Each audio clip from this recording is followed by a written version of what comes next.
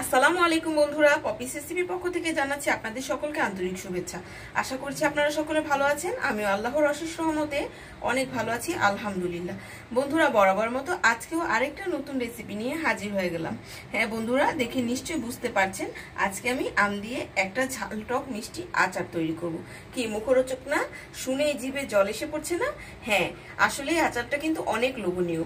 দেখুন, এখানে আমি আম নিয়ে নিয়েছি বন্ধুরা। আমগুলিকে আমি এরকম করে ছোট ছোট করে পিস করে কেটে নিয়েছি। আমি এখানে বন্ধুরা 3 কেজি পরিমাণ আম নিয়ে নিয়েছি। আজকে আমি 3 কেজি পরিমাণ আমের আচার তৈরি করব। বন্ধুরা, কথা বলতে বলতে অনেকটা সময় পেরিয়ে গেছে। যে বন্ধুরা লাইক দেন নাই, ভিডিওতে একটা লাইক দিয়ে দিবেন প্লিজ।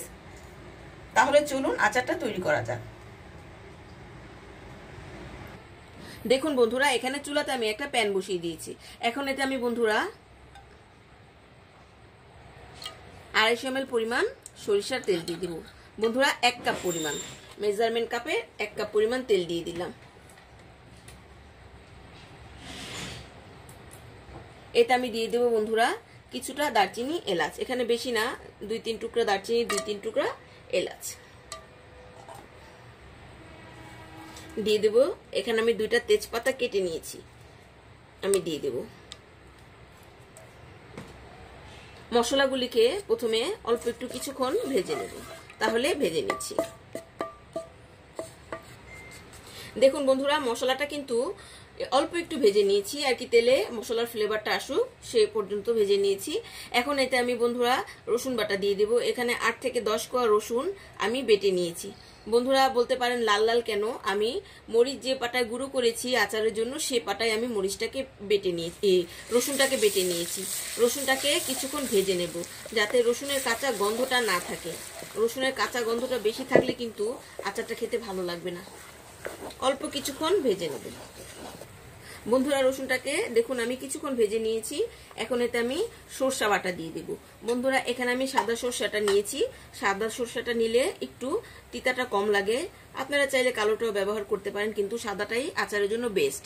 এখানে আমি 4 চামচের মতো সরিষা বাটা নিয়ে নিয়েছি। আপনারা পরিমাণ মতো দিয়ে দেবেন।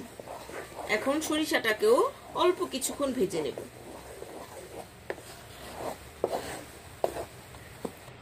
দেখুন বন্ধুরা, আমি সরিষাটাকেও কিছুক্ষণ ভেজে নিয়েছি। এখন এটা আমি দিয়ে দেব বন্ধুরা আমগুলি যে আমি ধুয়ে ভালো করে কেটে নিয়েছিলাম, সেই আমগুলিকে আমি দিয়ে দেব। এখানে আমি একে একে বন্ধুরা সবগুলি আম দিয়ে দিচ্ছি। তাহলে দেখুন বন্ধুরা, সবগুলি আম কিন্তু দিয়ে দিয়েছি আমি। এখন এতে বন্ধুরা আমি দিয়ে দেব হলুদ গুঁড়া। বন্ধুরা এখানে আমি ছোট চামচের 2 চামচ হলুদ গুঁড়া দিয়ে দিলাম। দিয়ে দেব মরিচ গুঁড়া। বন্ধুরা মরিচ গুঁড়াটা আমি শুধু কালারের জন্য এখানে 1 চামচ ব্যবহার করতেছি, আর ঝালের জন্য আমি শুকনো মরিচ যে ভেঙে রেখেছি সেটা আমি দিয়ে দেব। আর দিয়ে দেব পরিমাণ মতো লবণ। বন্ধুরা লবণের পরিমাণটা আপনারা আপনাদের পরিমাণ মতো দিয়ে দিবেন। আমি আমার পরিমাণ মতো দিয়ে দিলাম। এখন যেহেতু বন্ধুরা ঝাল টক মিষ্টি আচার, এতে তো অবশ্যই চিনি ব্যবহার করতে হবে।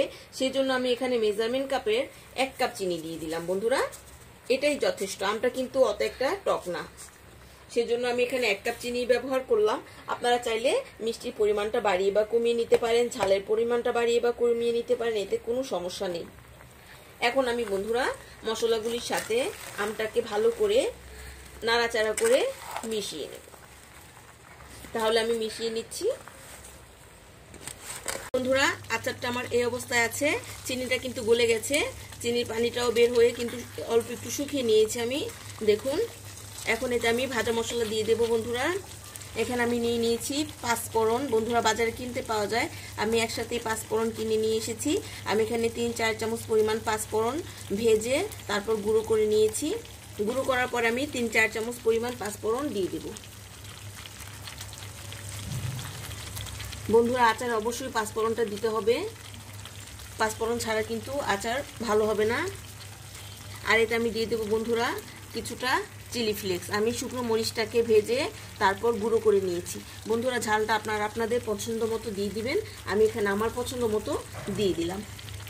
এখন মশলাগুলি মিশিয়ে কিছুক্ষণ রান্না করে বন্ধুরা তারপর আপনাদেরকে পরিবেশন করে দেখাচ্ছি যে আমার টকঝাল মিষ্টি আমের আচারটা কেমন হয়েছে। তাহলে আমি আর কিছুক্ষণ রান্না করে নিচ্ছি, তারপর আপনাদেরকে পরিবেশন করে দেখাচ্ছি বন্ধুরা।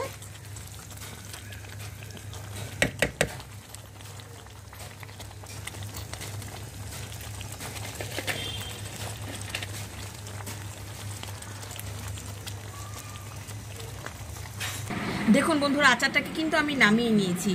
এরকম উপরে তেলটা চলে আসলে কিন্তু আপনারা আচারটাকে চুলা থেকে নামিয়ে নেবেন, তাহলে কিন্তু আচারটা অনেকদিন পর্যন্ত সংরক্ষণ করে খেতে পারবেন।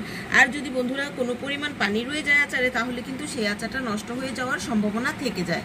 দেখুন আমার আচারে কিন্তু কোনো পরিমাণে পানি নেই, তেলটা উপরের দিকে চলে এসেছে। তাহলে চলুন এখন আপনাদেরকে পরিবেশন করে দেখাচ্ছি আচারটাকে।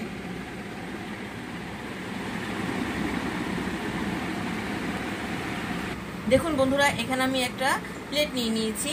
এখন আমি প্লেটে আপনাদেরকে কিছুটা আচার পরিবেশন করে দেখাচ্ছি। বন্ধুরা, এই আচারটা আমি ঠান্ডা হওয়ার পরে কাচের বয়ামের ভিতরে ভরে রেখে দেব।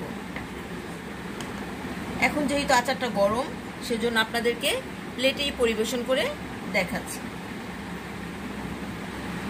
দেখুন আচারটা কিন্তু দেখতেই কতটা লোভনীয় হয়েছে, খেতে কিন্তু দারুণ হয়েছে বন্ধুরা।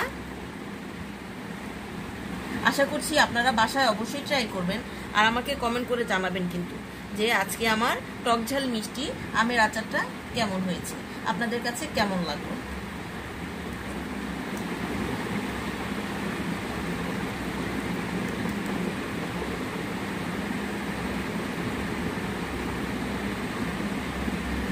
বন্ধুরা, আজকে আমার এই ভিডিওটা যারা ইউটিউব থেকে দেখছেন তারা কিন্তু অবশ্যই চ্যানেলটাকে সাবস্ক্রাইব করতে ভুলবেন না, পাশে থাকা বেল বাটনটা অল ক্লিক করে রাখবেন এবং আমি ভিডিও ছাড়ার সাথে সাথে যাতে আপনাদের কাছে সবার আগে পৌঁছে যায়। আর যে বন্ধুরা আজকে আমার এই ভিডিওটা ফেসবুক পেজ থেকে দেখছেন তারা কিন্তু অবশ্যই পেজটাকে ফলো দিয়ে রাখবেন। আজ তাহলে এখানেই শেষ বন্ধুরা। আমার সকল বন্ধুদের অগ্রিম ঈদের শুভেচ্ছা জানিয়ে আজ এখানেই শেষ করছি। আপনাদের সবাইকে ঈদের অনেক অনেক অনেক অনেক শুভেচ্ছা এবং দাওয়াত রইল বন্ধুরা। সবাইকে ঈদ মোবারক। আজ এখানেই শেষ করছি। আসসালামু আলাইকুম।